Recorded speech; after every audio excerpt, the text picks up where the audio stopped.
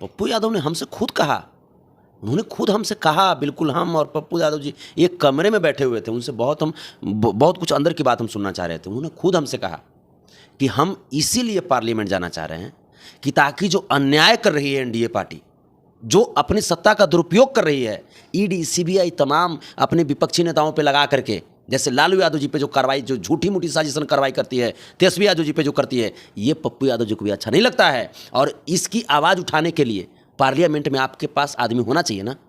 तो इसीलिए पप्पू यादव जी जाना चाहते हैं, ताकि जो समाज पे जो गलत नियति से बीजेपी एनडीए जो देख रही है, उस आवाज़ को बुलंद करें, उस गलत नियति के खिलाफ आवाज़ बुलंद करें। और पप्पू यादव ने खुद कहा, जब तेजस्वी यादव जी के बारे में बात हुई, उन्होंने खुद कहा कि आप जहां कहिएगा वहां कसम खाएंगे। हम इसलिए जाना चाह रहे हैं पार्लियामेंट, इसलिए हम जाना चाह रहे हैं ताकि हम चाहते हैं कि तेजस्वी यादव मेरा भाई 25 में सीएम बने। मनीष कश्यप बोलते हैं कि तेजस्वी प्रसाद यादव जी नहीं चाहते हैं कि कोई यादव का लड़का आगे बढ़े, पप्पू यादव को टिकट इसी वजह से तेजस्वी यादव नहीं दिए। देखिए, ये सब बराहिल है, ठीक है। अब बराहिल लुच्चा लफंगा जो है, कुछ अपने टीआरपी के लिए कुछ बोलते रहेगा, कुछ बोलते रहेगा। ये सब की बात पे नहीं आइएगा। आप एक सम्मानित पत्रकार हैं, आपका एक अलग इमेज है, एक अलग आपका लेवल है। भाई के भोजना पमनिया के पूड़ी। पप्पू यादव किसी जाति, किसी पाति, किसी धर्म के व्यक्ति अब नहीं रहे। पप्पू यादव वो व्यक्ति बन चुके हैं, वो सेवक बन चुके हैं, जिन्होंने न जाने कितने घर में उजाला दिया होगा, न जाने कितने घर की चिराग बुझने से बचाया होगा, न जाने कितने माताओं को कोरोना में उनके बेटे को घर ला करके खुशियां दी होंगी। कोरोना एक ऐसा दौर था जब एक पिता अपने पुत्र का भी डेड बॉडी नहीं छू पाता था, एक पुत्र अपने पिता का डेड बॉडी नहीं छू पाता था। ऐसी महामारी थी। उस दौर में भी हमने पप्पू यादव को अपने कंधे पे लाश ढोता हुआ देखा। आखिर पप्पू यादव भी तो इंसान ही थे ना। उनके लिए भी जीवन तो एक ही बार मिला है ना। जितना हमारे लिए जान की कीमत है, कहीं ना कहीं वो भी तो जरूर अपनी जान की परहेज करते। तो वो व्यक्ति अपनी जान को हथेली पे लेकर के मानवता का सेवा किया। वो व्यक्ति पटना में जब बाढ़ आया था, भर भर छाती पानी में घुस करके लोगों को खाद्य सामग्री बांटी, बच्चों के लिए दूध बांटा। वो व्यक्ति भी तो डर सकते थे कि भाई कहाँ पे चेंबर होगा, कहाँ पे चेंबर में घुस जाएंगे। पप्पू यादव को टिकट क्यों नहीं? देखिए, हम क्या बोले आपको कि ये पॉलिटिकल स्थिति परिस्थिति बदलते रहती है। आप चाहते हैं कि आरजेडी की सरकार आए, आरजेडी का सारे सीट लोग जीते, लेकिन आरजेडी का वहाँ जब सीट ही नहीं है, लेकिन फिर भी पप्पू यादव क्यों जीते? देखिए, हम चाहते हैं कि महागठबंधन जीते और देश की सत्ता से संविधान विरोधी, लोकतंत्र विरोधी, अत्याचारी, भ्रष्टाचारी, बलात्कारी, झूठी जुमलेबाज पार्टी एनडीए अलायंस इस देश की सत्ता से बाहर हो, ये हम चाहते हैं। लेकिन उसके लिए योग्य कैंडिडेट का होना बहुत जरूरी है। बाकी जो 39 सीट है बिहार में टोटल लोकसभा का 40 सीट, बाकी 39 सीट पर हम इंडिया महागठबंधन को डायरेक्ट रूप से हम सपोर्ट कर रहे हैं, डायरेक्ट सपोर्ट कर रहे हैं। एक जो पूर्णिया लोकसभा का जो सीट है, उस पे हम इंडिया महागठबंधन को इनडायरेक्ट रूप से सपोर्ट कर रहे हैं, पप्पू यादव जी को सपोर्ट करते हुए। क्योंकि पप्पू यादव जी चुनाव जीतेंगे तो जाहिर सी बात है वो इंडिया महागठबंधन में ही शामिल होंगे, और वही चुनाव जीत रहे हैं। पूर्णिया वही जीत रहे हैं चुनाव, कोई दूसरा वहां नहीं जीतने जा रहा है। भैया ये बताइए कि पूर्णिया वहाँ से जीत रहे हैं, लेकिन वहाँ से तो आरजेडी हारेगी। हमने आपको क्या बोला? हमने आपको सवाल पूछ रहा हूँ कि वहाँ से तो आरजेडी हारेगी बीमा भारती। देखिए, यहाँ पे सीधा जो बात है, बीमा भारती जी जो हैं वो आरजेडी की नेता कब से बन गई? मैं वही पूछ रहा हूँ आपसे, आरजेडी की नेता कब से बन गई? बीमा भारती जी पहले आरजेडी में थी, उसके बाद आरजेडी छोड़ करके जदयू में चली गई, उसके बाद फिर आज आरजेडी। ये हम लोग अब पसंद नहीं करते। जिस दिन हमारे मसीहा, हमारे भगवान लालू प्रसाद यादव जी को ईडी इस बुजुर्ग अवस्था में 12 घंटे पूछताछ के लिए पटना में रखा था। क्या बीमा भारती जी को नहीं चाहिए था कि एक ट्वीट करते लालू जी के समर्थन में? बिल्कुल। क्योंकि लालू जी अब पॉलिटिकल व्यक्ति तो रहे नहीं, वो एक विचारधारा हैं, वो एक महानतम की उस श्रेणी में जा चुके हैं, बैठ चुके हैं, उस पद पे बैठे हुए हैं जहाँ पे लोग उनको पिता की तरह, भगवान की तरह पूजते हैं और उनसे आशीर्वाद लेते हैं। 12 घंटे तक इस एनडीए ने, जिस एनडीए में उस वक्त बीमा भारती जी थी, हमारे लालू यादव जी को 12 घंटे तक ईडी पूछताछ के लिए ले गया था और प्रताड़ित किया था। हमारे तेजस्वी यादव जी को प्रताड़ित किया था। इतना ही नहीं, हमारे तेजस्वी यादव जी की धर्मपत्नी राजश्री यादव को प्रेगनेंसी के 7 महीने की प्रेगनेंसी की अवस्था में थी और उस अवस्था में 12 घंटे तक ये एनडीए के दिशा निर्देशन में ईडी ने किया था, पूछताछ करते हुए टॉर्चर किया था राजश्री यादव को, उसी एनडीए के इशारे पे जिस एनडीए में बीमा भारती जी थी। तो हम कभी भी उस दिन को नहीं भूल सकते जिस दिन हमारे मसीहा ये सब प्रताड़ना को झेल रहे थे। तो आखिर तेजस्वी यादव कैसे भूल गए, लालू प्रसाद यादव जी कैसे भूल गए कि बीमा भारती जेडीयू से आई है, छोड़कर कभी इधर जाती है कभी उधर जाती है, फिर उन पर विश्वास कैसे जताया? देखिए, हमने आपको क्या कहा, विचार उन पर करना चाहिए था, या गलती हुआ है, सही हुआ है? हम इतने बड़े नहीं हैं जो अपने मसीहा के अंदर गलती और सही ढूंढने लगे। मसीहा के अंदर आपको गलती मैं ढूंढने का बात नहीं कर रहा हूँ। पूर्णिया सीट पर पप्पू यादव के साथ नाइंसाफी हुआ या नहीं हुआ है? हम बस ये जानते हैं कि पप्पू यादव 1 साल से लगभग पूर्णिया अड़े हुए थे, मेहनत कर रहे थे। किसी दुर्भाग्यवश उनको वो सीट नहीं मिला महागठबंधन से,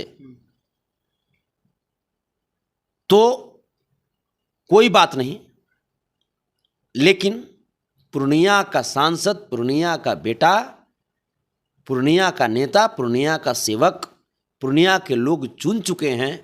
इसमें हम या आप उन लोगों के दिल से पप्पू यादव को थोड़े निकाल दीजिएगा।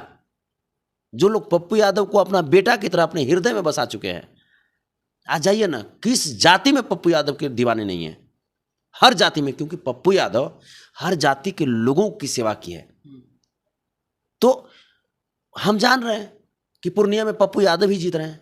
हम वहां से होकर के आए हैं ना, हम पॉलिटिकली थोड़े गए थे, हमने मंच शेयर नहीं किया उनके साथ। क्योंकि देखिए, हम भाई आरजेडी के आदमी हैं, हम खुलेआम आरजेडी के आदमी हैं। हालांकि अब तक हम आरजेडी के सक्रिय सदस्य नहीं हैं। एक होता है ना रजिस्टर्ड, जो लिखा पढ़ी वाला, जो लिखित होता है सदस्य, वो हम नहीं हैं। हम खानदानी सदस्य हैं। तो और यहाँ तक कि हमको नहीं लगता कि जितना हमको करना चाहिए उससे हम कम कर रहे हैं, ऐसा नहीं है।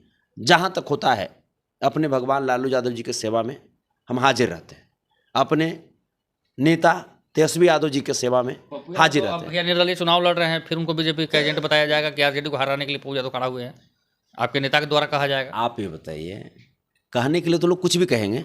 आपको कह रहा था कि बीजेपी के एजेंट है पप्पू यादव। आप बताइए ना कि बीजेपी के एजेंट होते तो कांग्रेस में शामिल होते, या कांग्रेस शामिल करती है बीजेपी के एजेंट को? कांग्रेस शामिल से करती है? आप ही बताइए। बिल्कुल है। तो फिर बात स्पष्ट है। चुनावी भाषणबाजी के दौरान आरोप प्रत्यारोप चलता है। दूसरी चीज जो सबसे एक और इम्पॉर्टेंट बात है, हम अपने नेता आदरणीय श्री तेज प्रताप यादव जी के द्वारा यदुवंशी सेना के राष्ट्रीय अध्यक्ष बनाए गए, और बात यहाँ पे यदुवंशी समाज के उस स्तंभ की हो रही थी जिस स्तंभ ने समाज की बहुत सेवा किया। तो जाहिर सी बात है कि ये मेरा दायित्व था, उस पद पे बने रहते हुए ये हमारा दायित्व था कि हम अपने समाज के उस स्तंभ को गिरने नहीं देंगे, उस समाज के उस स्तंभ को कमजोर होने नहीं देंगे। एक सवाल है आपसे कि तेजस्वी प्रसाद यादव हों चाहे लालू प्रसाद यादव हों, यानी कि तेजस्वी तो बिहार के भावी मुख्यमंत्री हैं, और ये बताइए कि मुख्यमंत्री वो 2 बार उप मुख्यमंत्री रहे, मुख्यमंत्री बनते बनते बनते बच गए, वो नहीं बन पाए।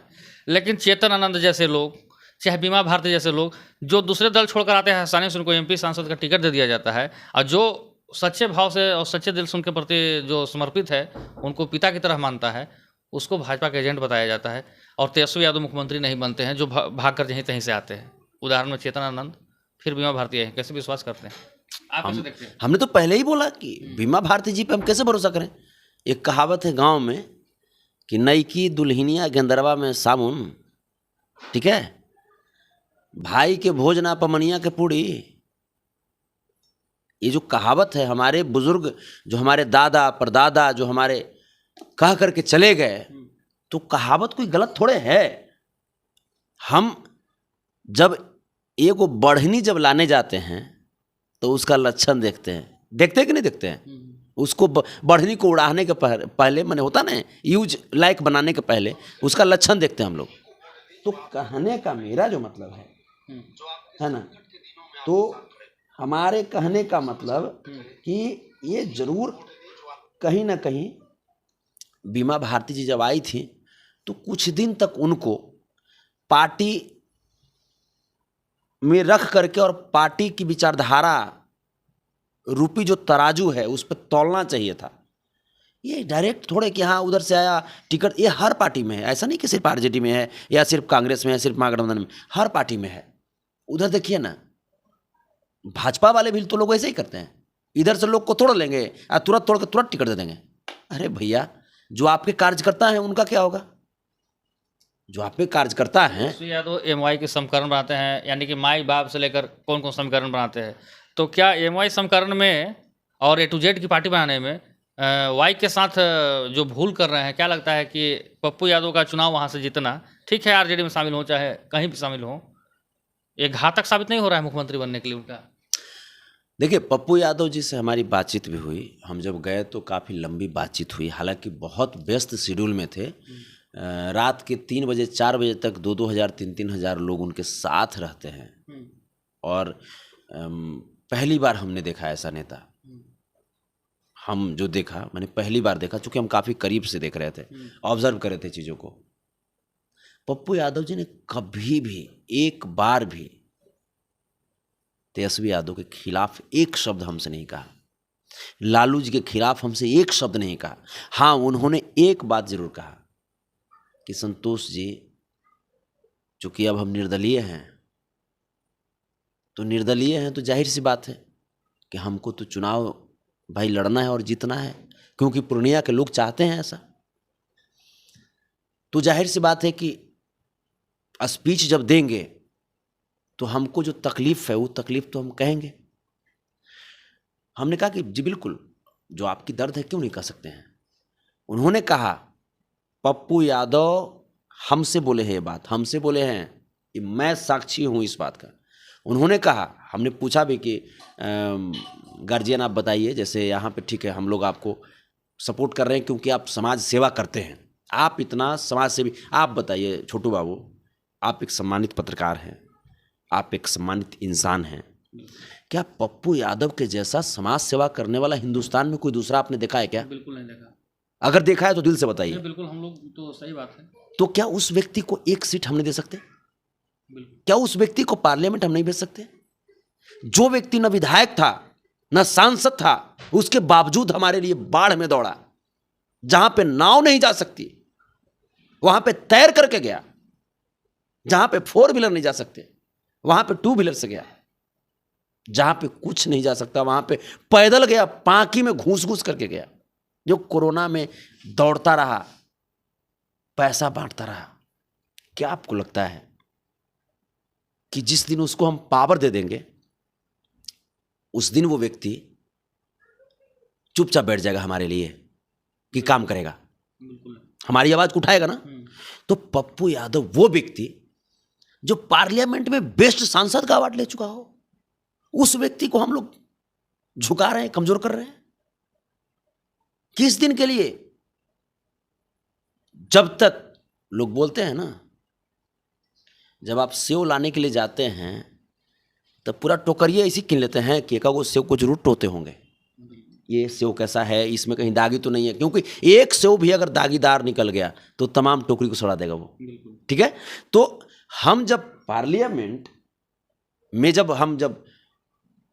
जाएंगे तो अपने गठबंधन में हम प्रयास तो करेंगे ना कि कोई भी नेता ऐसा ना हो जो कमजोर हो और चुनाव हार जाए, कोई भी नेता ऐसा ना हो जिस पे हमारे ही लोग प्रश्न चिन्ह लगा दें।